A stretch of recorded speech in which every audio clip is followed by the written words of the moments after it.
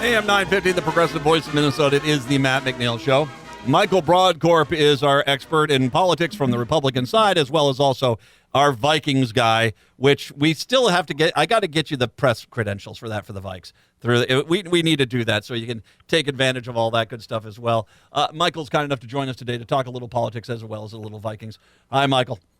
Thanks for letting me be here again. My pleasure, man. You texted me the stunning news that that liberal moderate Dick Cheney has now come out. Actually, I think it was Liz Cheney said her dad was going to vote for Kamala Harris. And now the former vice president has come out and released his own statement confirming it. And so, boy, Matt McNeil and Dick Cheney are on the same. Matt McNeil, Dick Cheney, Liz Cheney, and Michael Brodkorb are all on the same side this presidential election cycle. Isn't it just a sign? I mentioned this when I talked about this a little bit earlier. 16 years, how Dick Cheney, who was considered an extremist, kind of on the far right side of the party back then, is now the party has moved so far past him that he does seem to be more moderate when it comes to stuff like this. Absolutely. I would remind your listeners that Dick Cheney supported gay marriage before Barack Obama did.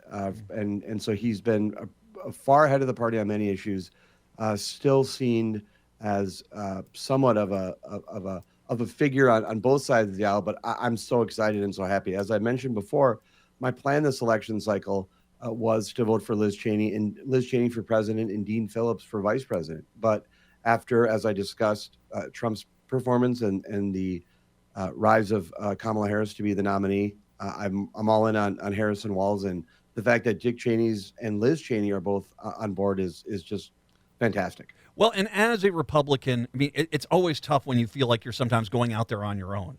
It's got to give you some level of feeling of safety and validation that you and Kinzinger in Illinois, and there are a lot of Republicans, the Mesa, Arizona governor, there are multiple Republicans who are like, okay, this is beyond politics. We got to save the country. And so it's got to be a little bit of a warm blanket, per se, a comfort to have other Republicans on board with you.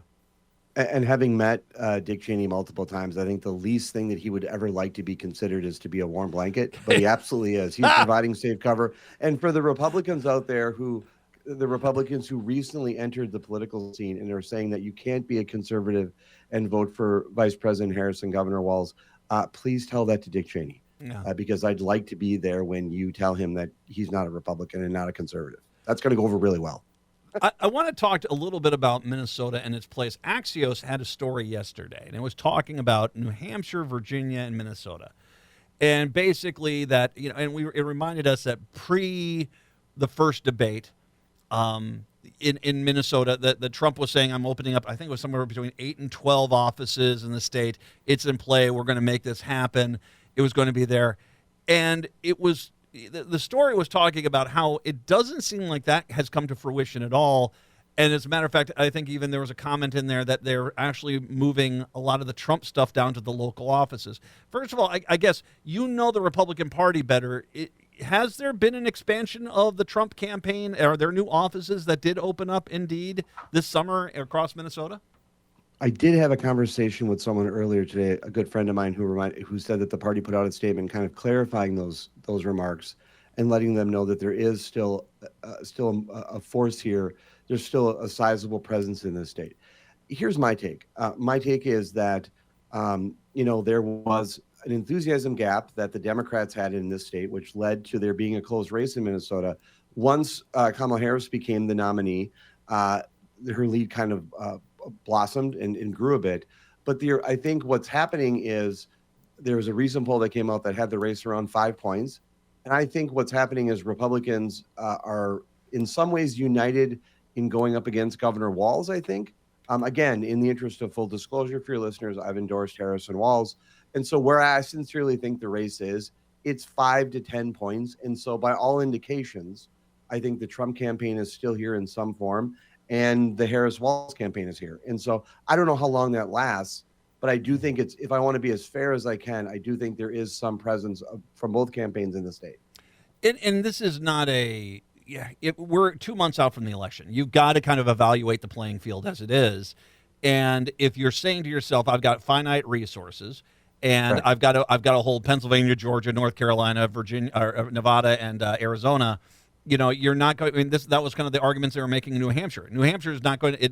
It's just too far away. Any money you're spending there is not going to help you, and you don't need New Hampshire per se. You need these other states. So it's more. It's not a quitting. It's more just reallocating and evaluating the playing field as it goes.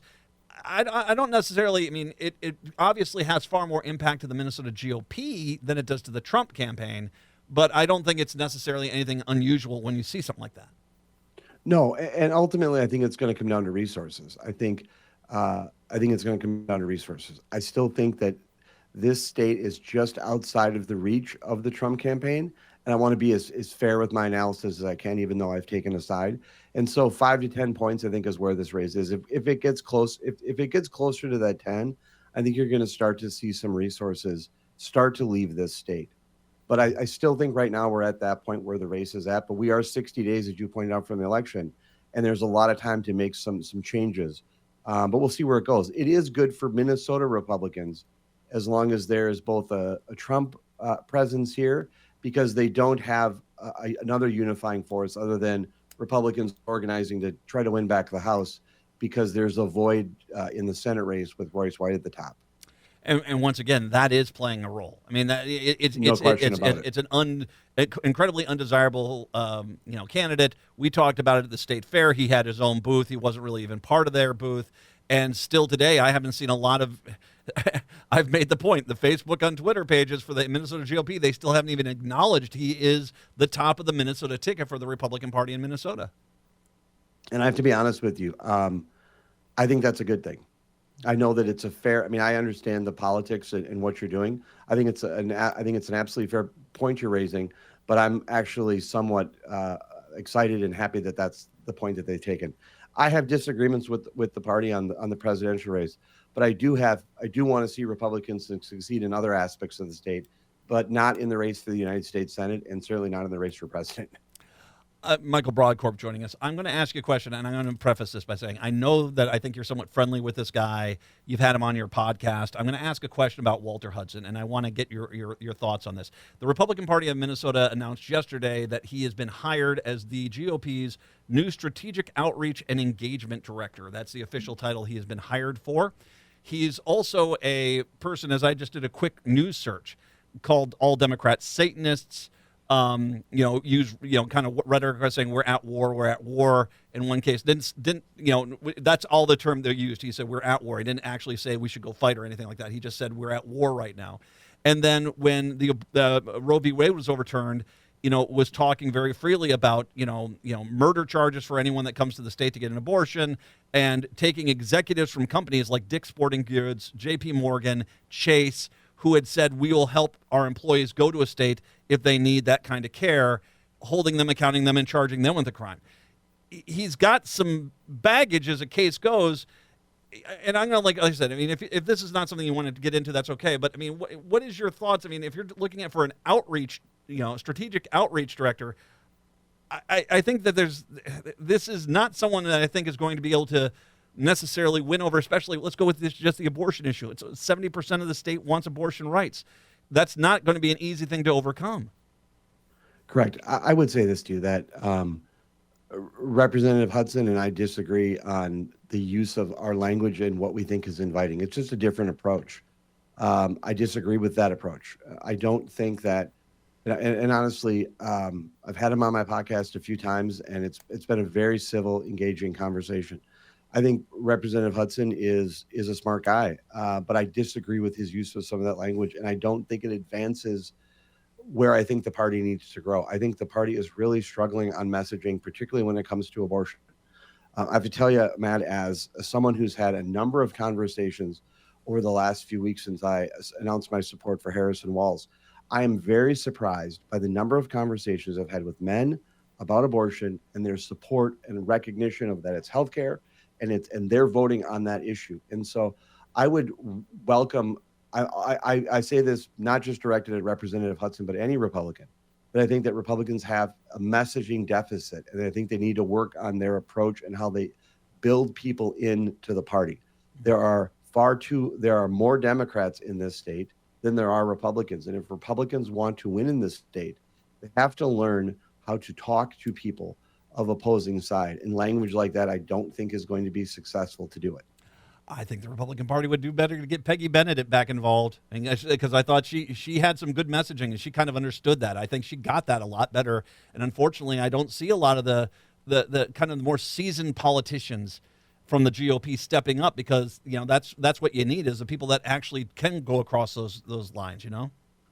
Yeah, and I think it's important that people, and that's the discussion that I had. I was at a wedding last weekend, and I just had a number of great conversations with people, kind of in that Ted Lasso kind of be curious, not judgmental approach. And I have found, particularly over the last few years, but since I started having the conversations on this show and then on my podcast, which Matt, in all honesty, I've mirrored that same approach. You and I differ on so many issues. Yeah. But we share a sense of democracy, a sense of passion and love for the state, aside from the Vikings. But you and I can talk in grounded ways, and I approach our conversations, and I think you do with me too, from a sense of curiosity and not judgment. I don't feel like I'm being judged when I come on the show and talk as a Republican stuff. And so that's what I think is beneficial for people to help have conversations on any subject, but particularly in this hyper-partisan time. I remember a day and age where a Democrat and a Republican could sit down and talk about something like transportation or health and human services, and come at it from different angles and work out a solution that wasn't this my way or the highway. And I dream of those days again. And you learn how to respect other people and other points of view. And sometimes you even learn something and agreed with them. And God forbid we ever get back to that time a little bit more where we can help out. All right, so let's put politics aside. What the hell did the NFL do? We're going into the Vikings here in a second, but the kickoff rules. What was that last night? I mean, I saw it during the preseason once or twice, and I'm like, okay, that's weird. But then I saw it really focused last night. I'm like, this is just dumb. Yeah, so my understanding is, and I want to focus on what I understand is part of the scenario, because I've done some research, looked into this quite a bit. Since last night. By a bit, I mean did an internet search. It's not like I spoke to the league office, but it does seem to be that it's helping with some of those initial kits, and there's an element where it's going to help some of those high-speed, high-force collisions that happen between players. So from that standpoint, I think it's good. Anything that's done to that makes the game of football safer for those who are in the arena, on the field, playing the game, I think is great. I just think it's a little confusing. In all honesty, I've sometimes watched some CFL games, Canadian Football League games, and I kind of felt like, boy, someone was in the offseason was watching a little too much CFL or a little XFL or a little USFL archives, because I think it's going to take some time to grow. Now, I do like some of the strategy about where the kicker does is you kick it. I mean, it does add an element of decision a little bit more into the kicker, but it's just an interesting dynamic, and it's going to take some time in which to look at. I just will say to you, as someone who's watched a lot of football, I don't know if I was going to change the dynamic of the game of football, that I would start with the kickoff. There may be some other rule changes I would make. But I would agree. I would agree wholeheartedly. What your take? Well, I didn't really factor what you just brought up. Your internet search was solid. You do. That's where you get those guys running at each other at 40 yards. That's some real power. But also you take away the explosive nature of what the kickoff return can be. Correct. And I think that it's I don't know. I think you just go back with it, and it's, if it really is that dangerous, and I don't remember every kickoff there being someone stretchered off the field. So I mean, I think it can happen, but I think I would go back to the other way. I really would, Matt. And I've seen some of your Instagram and Facebook posts. Like I tell you, if you're on the kickoff team and I wouldn't want you running at me. So if you and I ever play a little game of street football, I guarantee you we'll be using these kickoff rules. Considering how much metal I have in my body, man, I don't know. And not only would it be very dangerous for me, but I don't know if it'd be legal. Why would you play a game in Sao Paulo, Brazil? I mean, the thing which I found funny about the Eagles and the Packers playing down there tonight is both teams released a notice saying, "For God's sakes, don't leave your hotel." I mean, it's like, yes. My son actually brought that up last night, and me not being a fan of the Green Bay Packers, my hope is that that the plane gets lost in the jungle coming back. Everyone's safe. Let me be very clear. I want everyone to be safe, but they get lost for a while, and they may have to forfeit. But no, I think it's going to be a wild situation. I have to say to you that it's going to be fun to watch tonight. I mean, I've not been to that part of the world before, and so it's great when an NFL team has to send out that type of notice and stay around there. It's going to be fun to watch, but I'm going to be, unfortunately, I would root against. I will always be rooting against the Packers, so you'll find myself of being a little bit of an Eagles fan tonight, just temporarily. Yeah, that's temporary because it's the freaking Philadelphia Eagles. But yeah, I'm with you a little bit on that one myself. We're not talking about crashing in the Andes and they have to eat love. No, we're not talking about that. We're just talking a delay. They're stopped in Rio de Janeiro for a little bit of the dancing in the streets. Yeah. Maybe a little time in the jungle, but not everyone's safe. Nobody's hurt. Plane gets out, but just it'd be good if it'd be fun for. It would certainly. My wife's a Packers fan, so it'd be great. It'd be great in-house discussion if the Green Bay Packers were lost. Vikings Giants Sunday. They have to win that game. They just have to win that game. First of all, it's the first game of the season. But it's not they have to win every game, but you're acting like they have to win this game. Well, that's those the first game of the season. Their first 6 games are brutal, man. And I'm not saying hey, I have seen stranger things than the team that has Justin Jefferson and Addison plus a decent running back coming out there and what looks to be a much more improved defense. At least I'm glad they took this preseason game seriously. You and I complained about that last year. It looks like they're good. They've got some potential here, but you want to really, I think that you get New York under your belt, get the Giants, get a win in New York, and come back here, and I think it's going to be a rosier picture because I am a little concerned that the Vikings have had the benefit of kind of mediocre Wild teams and Timberwolves teams that they've been able to control the sports cycle in this town. But there's going to be so many people that if the Vikings don't get off to a good start, come October when the T-Wolves start in, and if they start winning like they were last year, that it would be interesting to see what will happen with fan bases here. No, you're exactly right. I have to tell you that I'm still a little taken aback that you said it was a must-win game. But I have faith.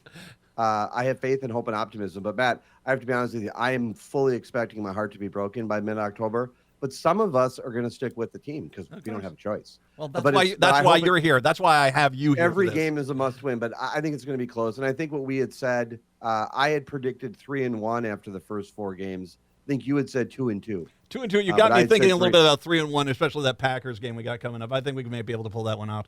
If the Vikings don't win on Sunday, am I going to be invited back next week? Of course, man. Is it one and done? No, dude, man, you're good. I'm not jumping off the ship here, but I will ask you It once again, I think the thing that scares me is the last time we played this quarterback, he looked great. It's a completely different defense for us, so I don't know if that's necessarily the same problem. But I honestly, here's where I'll give you a little positivity. I honestly could see this game being like a 28-14 Vikings win. I really could. Oh, sure. I think this is a season where I think, and not to lean too much into the preseason, but we've discussed it such at length last season that I'm coming in with, again, a lot of hope and optimism that I think they can win every week. But again, as a true Vikings fan, I know that I can just see my heart getting crushed every week too. But we'll see what happens. I think this is a season, I will say to you, Matt, you and I have been talking for a couple of years. But a year or so doing this, and this season I'm a little bit more. I'm going to take it week by week because I just think the trajectory of the season is just a unique team in that sense. I will say this: most entertaining September schedule they've had in years. Absolutely, yes. Absolutely.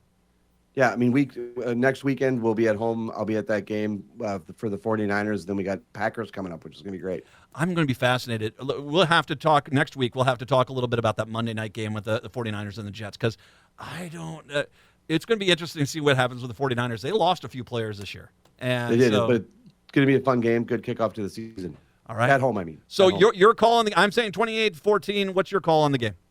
I'm saying the other side. I'm going to take Vikings 28-14. Well, no, that's what I said. I said Vikings 28-14. Oh, then we're on the same side. I think the Vikings are going to win. Oh, good. No. I'm not the Giants, dude. Man, that's a harder sell than the Philadelphia Eagles. Yeah, rooting for it's going to be a tough game. Anytime you go into Giants Stadium, it's a tough game. All right, 28-14. We'll see how well we do next week. Michael Brodkorb, make sure you get his podcast. Get his book, too. It's fantastic. MichaelBrodkorb.com. Michael, as always, I appreciate the time, my friend. Thank you, sir. We'll see you next week. See you next week. Let's take a break. Come on back. We'll do some dancing to end out the week. It is the Matt McNeil Show here on your Friday.